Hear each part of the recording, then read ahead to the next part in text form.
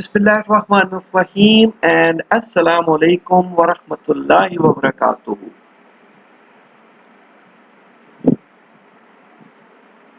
Okay, welcome to Quran class. आज की Quran class में अल्हम्दुलिल्लाह हम बाब अव्वल सबक नंबर 4 सूरतुल फातिहा की आयत 1 का हिस्सा 2 पढ़ेंगे। पहली आयत का हिस्सा दूसरा हिस्सा पढ़ेंगे, लेकिन हमेशा की तरह अल्लाह का नाम और दुआ, और ये आपने मेरे साथ पढ़ना होता है। तो शुरू करते हैं। बिस्मिल्लाहिर्रहमानिर्रहीम रब्बि ज़िदनी इल्मा, ए मेरे रब मेरे इल्म में इजाफा फरमा। आमीन या रब्बल आलमीन। इंशाअल्लाह आज का हमारा प्लान क्या है? आज हम ये देखेंगे कि अल्लाह सुब्हानहू व तआला जो सारे जहानों का रब है, वो किस तरह से पानी के जरिए हमें और दूसरे जानदारों को जिंदा और कायम रखे हुए है। इससे पहले हमने पढ़ा था कि लफ्ज रब के 3 मानी होते हैं: रब पालने वाला, हिफाजत फरमाने वाला और मालिक। फिर हमने देखा कि अल्लाह ताला ही हमें और सारे जानदारों को रिज़्क अता फरमाता है। और अब हम जिंदा रहने के लिए दूसरी लाजमी चीज यानी पानी की बात करेंगे कि पानी हमें कहां से मिलता है। तो नेक्स्ट पेज पे चलते हैं। यहां से पढ़ेंगे, पानी जिंदगी का अहम तरीन जुज है, यानी ये जिंदगी का हिस्सा है। सूरतुल अंबिया में हमें बताया गया कि तमाम जानदारों को पानी से बनाया गया है, यानी पानी हर जिंदा चीज, हर जानदार के जिस्म यानी हर जानदार के जिस्म का हिस्सा है, और पानी के बगैर जिंदगी का वजूद मुमकिन नहीं है, यानी पानी के बगैर जिंदगी मुमकिन नहीं है। हमारी जमीन के एक हिस्से पर खुश्की और 3 हिस्से पर पानी है, यानी ये इंपॉर्टेंट बात है। हमारी जमीन के एक हिस्से पर खुश्की और 3 हिस्से पर पानी है, यानी पानी ज्यादा है जमीन पर। पानी आसमान से बरसता है, जमीन को सैराब करता है, यानी जमीन को सैराब करने का मतलब कि जैसे हम पानी पी के जो है वो हमारी प्यास बुझ जाती है, तो जमीन की प्यास बुझा देता है। ये सैराब करना यानी प्यास बुझा देना। तो जमीन को सैराब करता है और वापस आसमानों में चला जाता है। ये हमारे रब का एक मुनज़्ज़म निज़ाम है, जिसे इंग्लिश में वाटर साइकिल कहा जाता है। यानी इस वाटर साइकिल के जरिए, पानी के इस निज़ाम के जरिए अल्लाह रब्बुल इज़्ज़त जमीन पर पानी नाज़िल फरमाते हैं। अच्छा, जरा सोचें कि इतनी बड़ी वसी और अरीज जमीन है, वसी और अरीज यानी इतनी लंबी चौड़ी जमीन है, और इसके हर हिस्से पर इसकी जरूरत के मुताबिक आसमान से पानी बरसता रहता है। ये नहीं होता कि बस किसी एक ही जगह पर बारिश होती रहे। इस बात को सूरतुल मोमिन में इस तरह फरमाया गया, और हम ही ने आसमान से एक अंदाजे के साथ पानी नाज़िल किया, फिर इसको जमीन में ठहरा दिया, और हम इसके नाबूद कर देने पर, यानी इसको खत्म कर देने पर, नाबूद कर देना मतलब खत्म कर देने पर भी कादर हैं। यानी ये सूरतुल मोमिनून में ये फरमाया गया।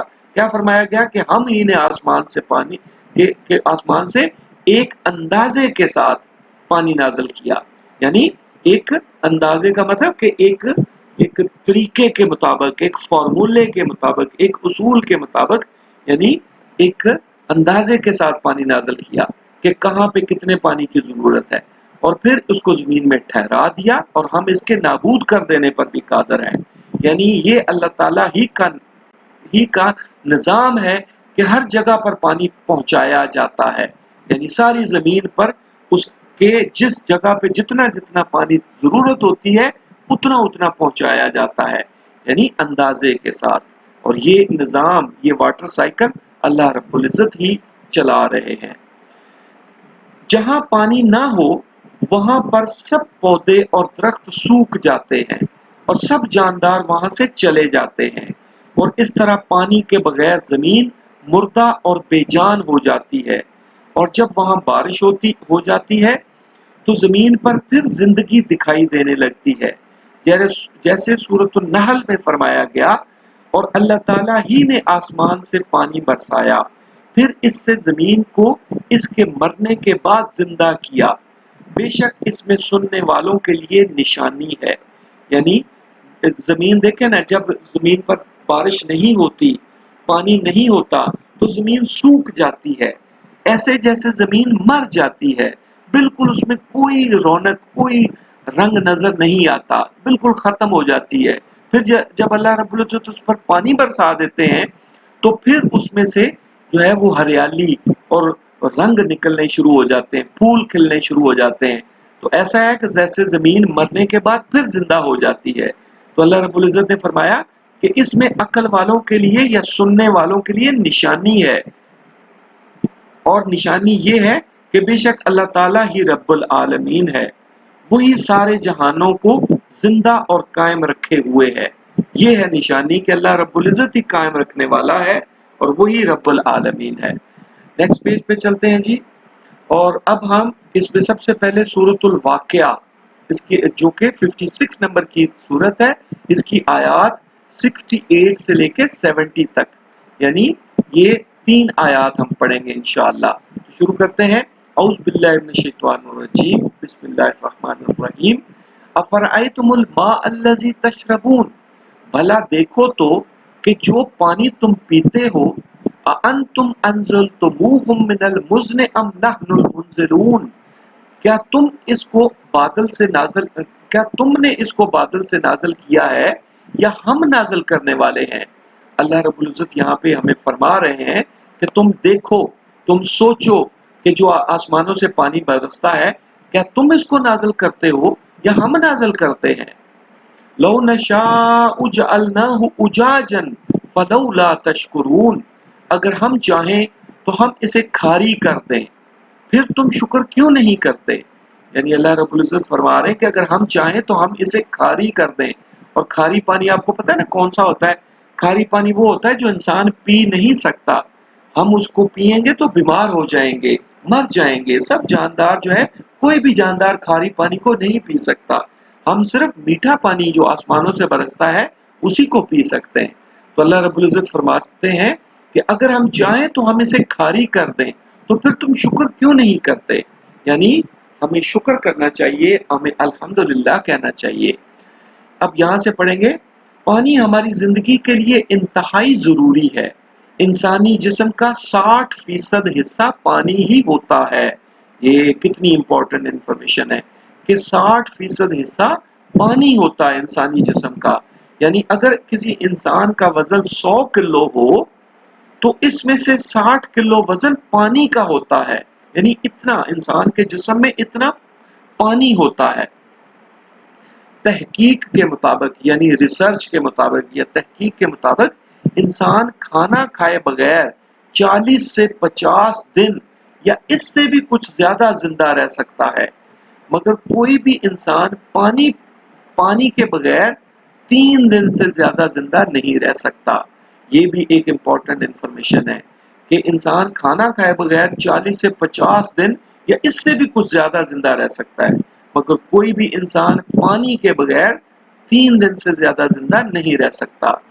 اسی بات کا احساس ہمیں سورۃ الواقعہ کی اس آیت میں دلایا گیا ہے، تاکہ ہم جان لیں کہ یہ پانی جو ہم پیتے ہیں یہ اللہ تعالیٰ ہی کے حکم سے آسمانوں سے برستا ہے، اور یہ بھی کہ اللہ تعالیٰ چاہے تو اس پانی کو کھاری کر دے تو پھر ہم میں سے کوئی بھی زندہ نہیں رہ سکے گا۔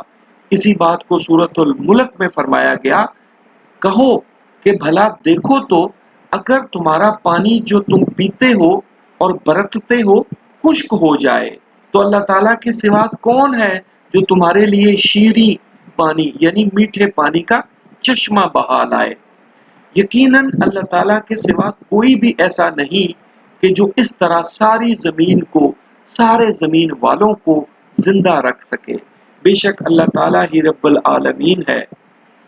تو یاد رکھیں کہ جب بھی ہم پانی پئیں تو ہمیں اللہ تعالیٰ کا شکر ادا کرنا چاہیے کہ جس نے ہمیں پانی پینے کے لیے پانی عطا فرمایا۔ ہمیں کہنا چاہیے الحمدللہ، یعنی اللہ تعالیٰ کا شکر ہے۔ تو ہم نے کیا سیکھا اس میں سے، اس سبق میں یا اس پیج میں ہمیں کیا پتا چلا کہ ہمیں اللہ رب العزت نے پہلے تو بات احساس دلایا کہ تم ذرا سوچو کہ یہ جو پانی تم پیتے ہو، کیا تم آسمانوں سے نازل کرتے ہو یا ہم؟ اور پھر فرمایا گیا کہ اگر ہم چاہیں تو اس کو کھاری کر دیں، اجاج کر دیں، تو پھر تم شکر کیوں نہیں کرتے؟ یعنی اس میں ہمیں شکر کرنا چاہیے کہ اللہ رب العزت نے ہمیں یہ پانی دیا ہے تاکہ ہم زندہ رہ سکیں۔ اب نیکسٹ پیج پہ جائیں گے اور ہم کہیں گے الحمدللہ، آج ہم نے یہ جانا کہ پانی ہمارے لیے اللہ رب العزت کی ایک بہت بڑی نعمت ہے، اور یہ بھی کہ اور اس زمین پر ہماری اور دوسرے تمام جانداروں کی زندگی اسی بارش کی وجہ سے قائم و دائم ہے جو اللہ رب العزت کے حکم پر آسمانوں سے برستی ہے۔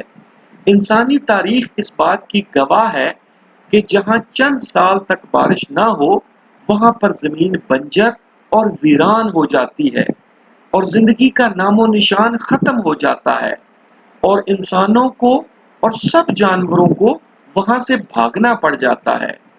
بارش یعنی آسمان سے برسنے والا پانی اللہ تعالیٰ کی قدرت کی ایک بہت بڑی نشانی ہے، جسے قرآن پاک کی کئی ایک آیات میں مختلف انداز میں دکھایا گیا ہے، تاکہ ہم یہ بات سمجھ لیں کہ بے شک اللہ تعالیٰ ہی سارے جہانوں کا رب ہے۔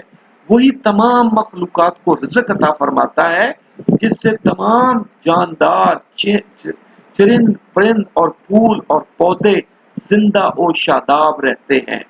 تو کہتے رہیں الحمدللہ الحمدللہ الحمدللہ، کہ اگر یہ ہم نے اس پیج پہ یہ پڑھا ہے کہ انسانی تاریخ جو ہے وہ اس بات کی گواہ ہے کہ جہاں پانی نہیں برستا وہاں پہ یہ حال ہو جاتا ہے، زمین بالکل خشک ہو جاتی ہے، سب چیزیں وہاں سے ختم ہو جاتی ہیں۔